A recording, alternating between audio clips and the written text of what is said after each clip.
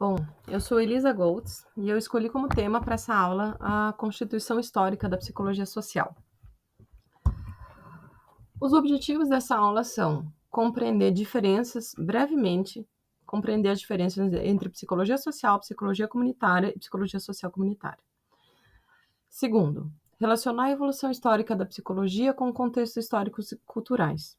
Terceiro, identificar quais abordagens influenciaram na construção da psicologia social. E, enfim, entender como que a sociedade contribui na construção da subjetividade de cada indivíduo, de cada sujeito. Então, eu montei um diagrama de Venn para explicar brevemente que existem diferenças importantes entre psicologia social, psicologia comunitária e psicologia social comunitária. Coloquei como primeiro tópico aqui a psicologia social, que pode fazer intervenções com o indivíduo ou com grupos e tem o objetivo de compreender interações sociais. Aí vem a psicologia comunitária, que já está interessada nas demandas de grupos, nas demandas da sociedade, nas demandas de comunidades, buscando sempre a autonomia desse grupo. E a psicologia social comunitária une as teorias da psicologia social com as práticas propostas a partir da identificação de demandas da psicologia comunitária, com o objetivo da transformação social. Então, vamos dar um zoom aqui na psicologia social e fazer uma linha do tempo para conversar sobre esse histórico de como foi concebida a psicologia social no mundo e no Brasil, e na América Latina. Lá em 1830, fala-se que o pai da psicologia social foi Comte, era um francês, porque ele se perguntava como que o indivíduo pode ser ao mesmo tempo influenciado e influenciador da sociedade, né? Causa e consequência da sociedade. Qual é o objeto de estudo aqui? É o indivíduo ou é a sociedade? E se o objeto de estudo é o indivíduo e ele está sendo o tempo inteiro influenciado pela sociedade, se nós somos a sociedade estudando o indivíduo, até que ponto a gente pode ser cientificamente rígido nesse sentido? Até que ponto o positivismo pode ajudar? Lá no finalzinho do século XIX, alguns estudos já foram publicados por Gustave Le Bon, lá na França. Eu coloquei assim, a Europa na parte de cima da linha do tempo e as influências americanas na parte de baixo da linha do tempo. Então, já houve publicação de estudos tentando entender como que as multidões são influenciadas, ou como que a gente constrói identidade a partir da comunicação, lá nos Estados Unidos, por George Mead.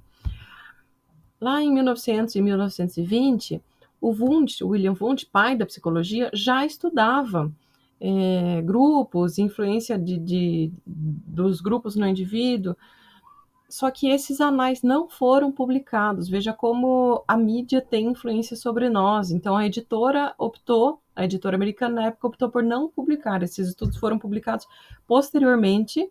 Então, o reconhecimento da contribuição do Wundt foi posto só muitos anos depois para a psicologia social.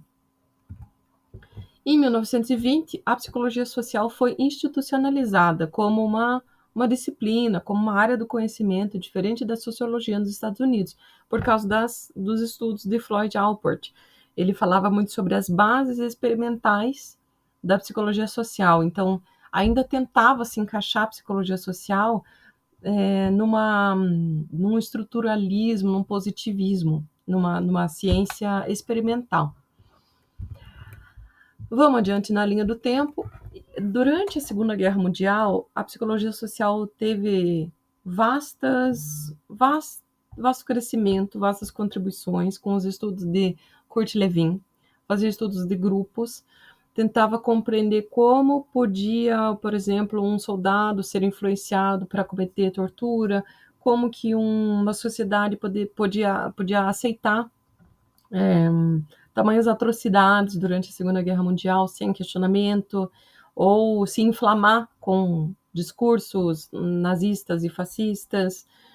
Então, o Levin teve muita importância nesse estudo nas dinâmicas de grupos.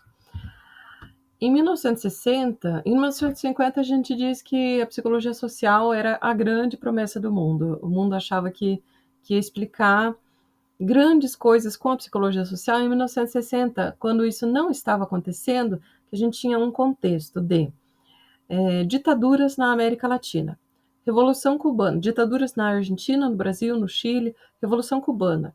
A gente tinha muito racismo acontecendo em diversas partes do mundo,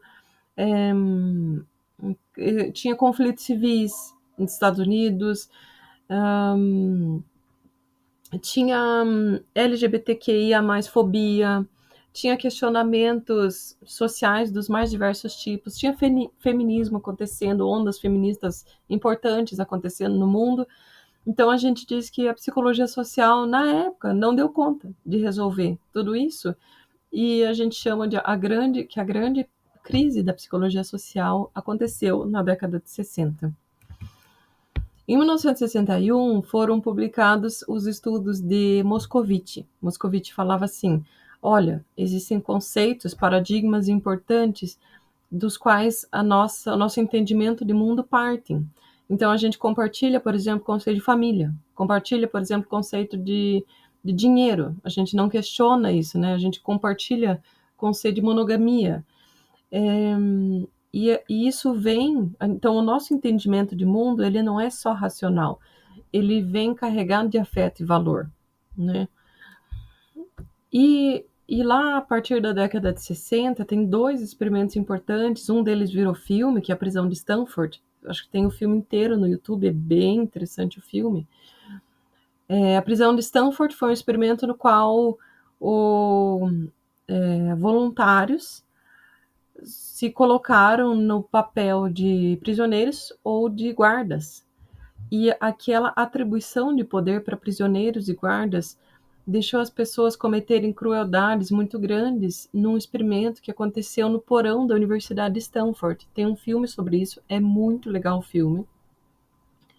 E o experimento de Milgram também mostra como que os grupos se comportam sob influência, né, do grupo, como que os indivíduos se comportam sob influência do grupo, que foi um experimento assim. O Milgram se passava por um ajudante de um professor voluntário.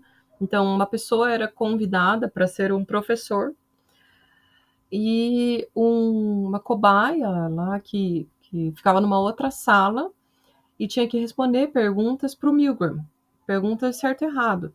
Se essa cobaia respondia errado, ela levava um choque. E quem dava o choque era quem estava participando do experimento, que era o professor, que era a pessoa convidada ali, o voluntário, né, para participar do experimento.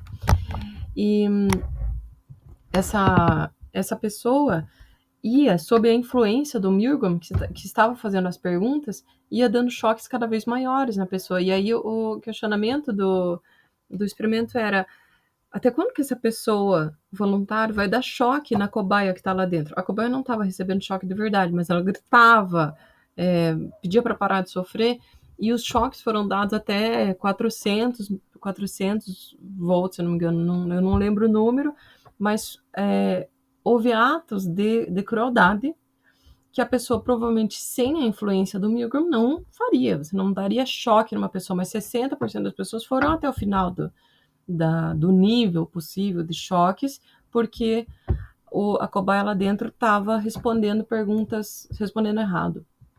Era uma atuação, mas mostrou como as pessoas podem ser cruéis em determinados contextos, né? E eu coloquei aqui a linha do tempo, muito importante. Coloquei a bandeirinha do Brasil, mas ela teve influência sobre toda a América Latina. Então, na década de 60, ali na crise, grande parte da crise da psicologia social foi por causa do questionamento, olha, isso não está dando conta dos problemas sociais. A Silvia Lane foi uma figura importantíssima nesse sentido, uma filósofa brasileira, se interessava muito, ela ficou muito conhecida no âmbito da psicologia, apesar de ser filósofa, porque ela se interessava pela psicologia. Ela foi estudar nos Estados Unidos, se questionou se iria ou não, recebeu um convite para estudar lá, e um grande professor dela, ela conta que falou: vai, porque você precisa ver o Brasil de fora. e ela foi verdadeiramente viu o Brasil de fora. E quando estava lá, questionou para um americano, pai de uma colega dela, que era psicólogo também, por que os americanos não estavam estudando Kurt Lewin, por exemplo, que estudava grupos.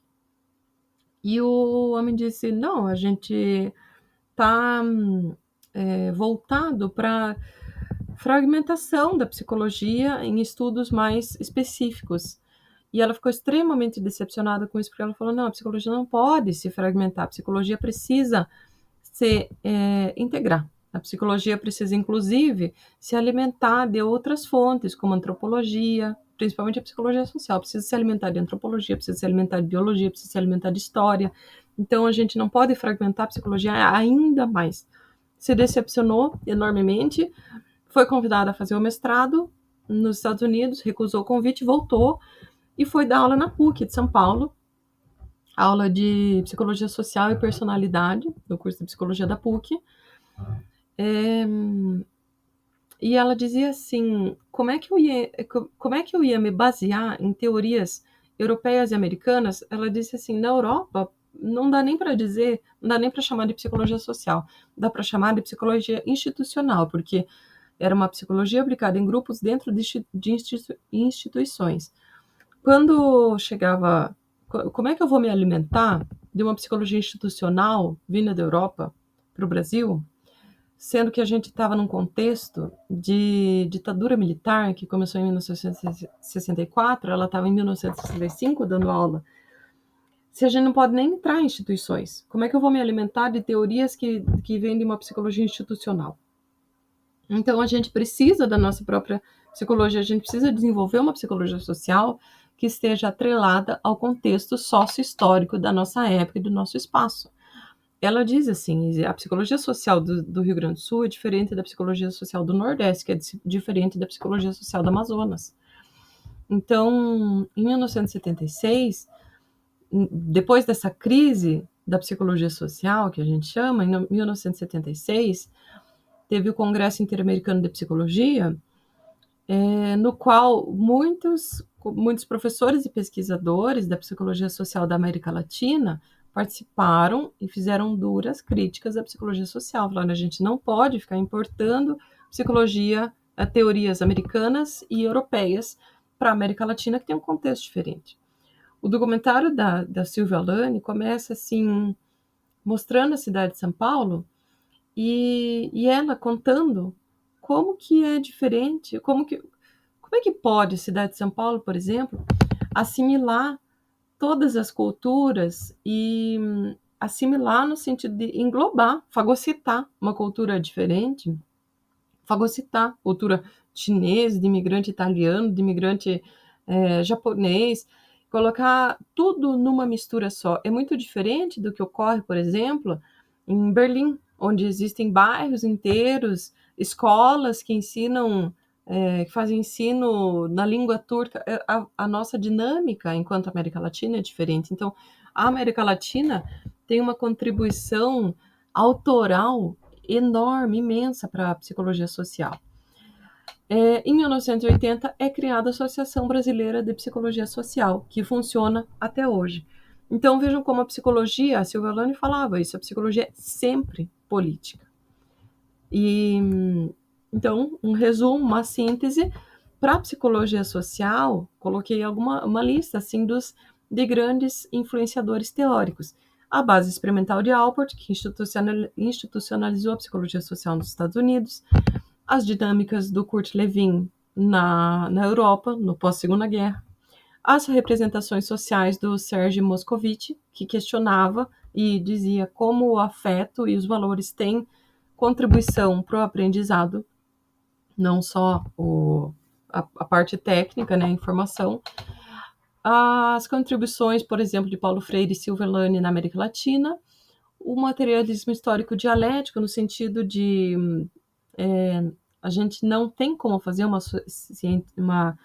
uma psicologia social estritamente positivista. A gente precisa de uma dialógica, de uma dialética.